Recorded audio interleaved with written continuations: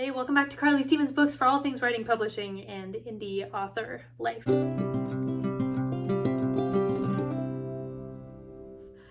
Are you writing your first novel?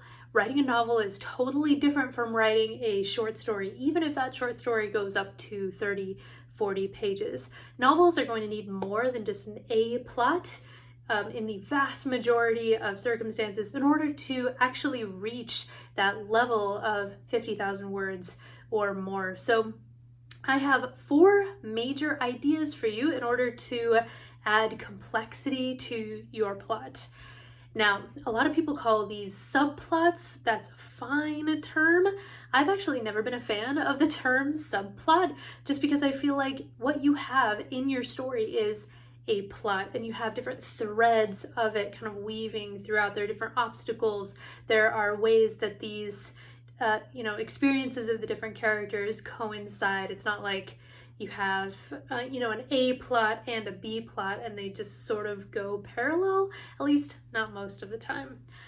So you can call them subplots if you want to, but I like to see it as all one thing with a lot of very dynamic characters and situations, making it a bit more complicated than it would be in a short story, for example.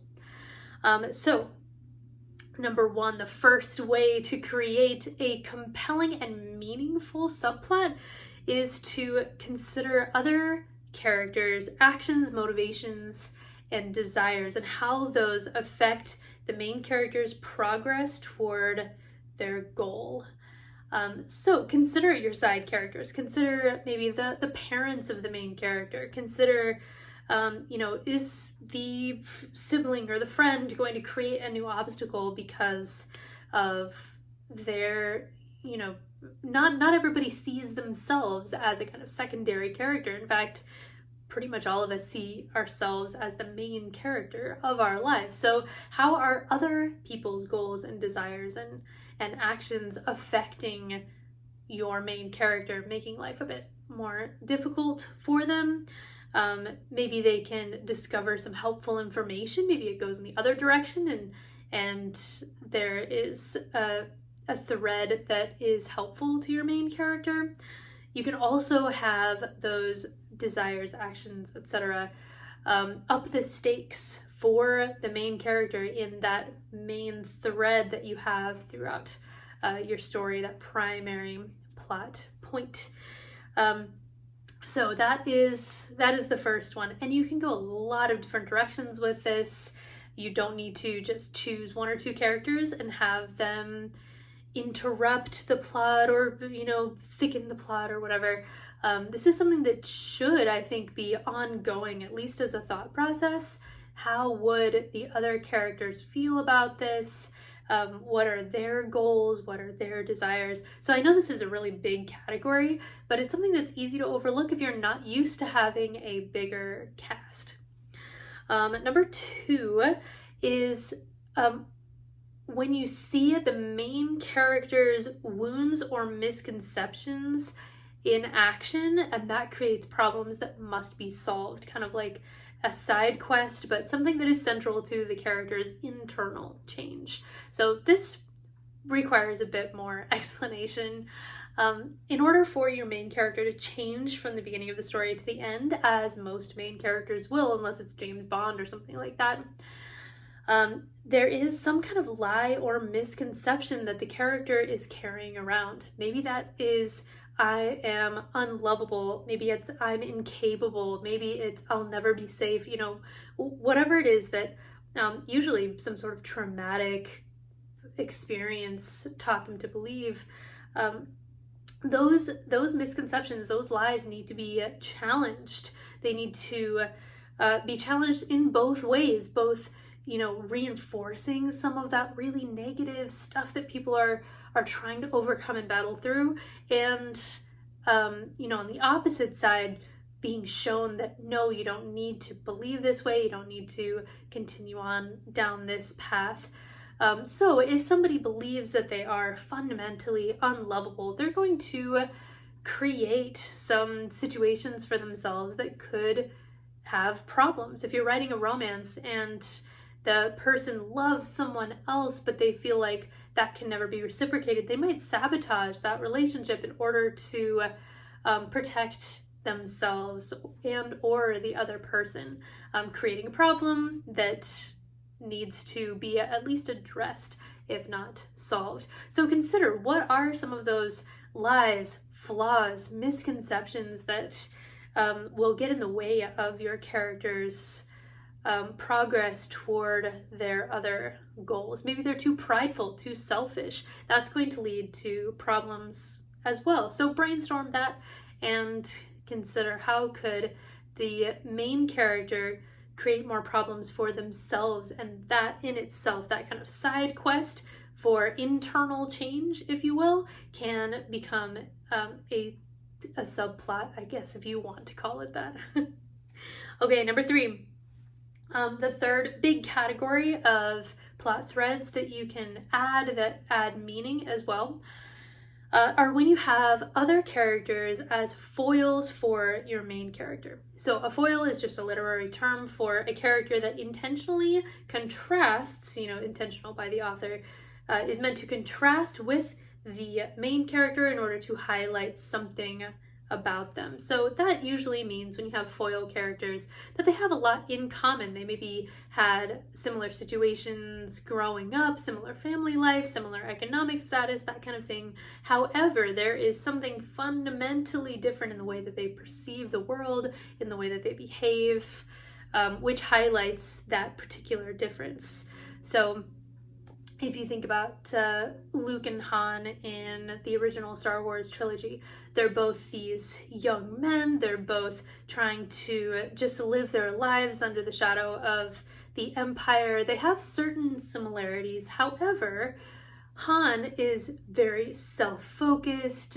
He's also a much better character, but he's very self-focused. He's selfish, and that highlights the selflessness of Luke and the changes that they both go through. So consider, if you have a character, maybe a good friend of your main character who has some similarities, what is it that they are highlighting about the main character, and can you amplify that? Maybe can you have an experience that the other character goes through where they can demonstrate that contrast, so we can see more clearly as an audience maybe what needs to change with our main character, if they're the selfish one, if they're the one who has this misconception that needs to be addressed. So once again, another way of looking at subplots. And then finally, number 4, the final big category that I thought of, at least, I'm sure there are lots of others. If you have other ideas for subplots, plot threads, ways to brainstorm those in a broad sense, please put those down below in the comments. I would love to add to this list. But number 4 for me is exploring a major theme through a new lens. So maybe you have a theme about the high cost of war. Maybe you have a theme about how love is sacrifice, the freedom you can get from by forgiving, those big messages that you have in your story. And every story has them, even if your story is not not a preachy one, a didactic one. Maybe you don't have this message that you're really trying to put forward. Every story has a message, even if it is, going back to romances, love conquers all. That is the basic message of just about every romance. If it's an adventure or a thriller, maybe it's the value of life and the things worth fighting for, or something like that. So consider, what are your major themes, those big ideas that you consider throughout your story, and what is another angle that you can look at that, or another way you can demonstrate it, or, can you add a layer of complexity to that discussion about whatever topic it is, and then that can lead you to another set of ideas for subplots as well. Oh my gosh, I can't talk. All right, I hope this spurred some ideas for you if you are having any trouble making a novel that feels like a novel. Sometimes you need that complexity, but not just for its own sake. You don't want things to be complicated just to be complicated. You want them to still hold together as one story that feels like a thing. So I would recommend the Tenyon Academy series if you want to see a lot of different characters, a really big cast, all kind of contributing to the overall story, which is a very internal one for the main characters. Yes, there's a lot of action. Yes, there is, fighting and last stands and betrayal and all of that. But essentially, all of those plots and all of these characters highlight the changes that the main characters need to go through. So this is the biggest book I've ever written, which I'm kind of proud of. Not like it's a contest, but this is the one that has the most plot threads in it.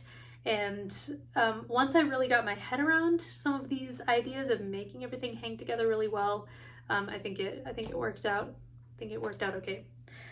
All right, that's it. I hope you have a lot of luck adding this meaningful complexity to your book. Make sure to like this video if you like it. Subscribe for more writing, publishing, and indie author life. There is lots of good stuff to come, and I will see you next week. Bye.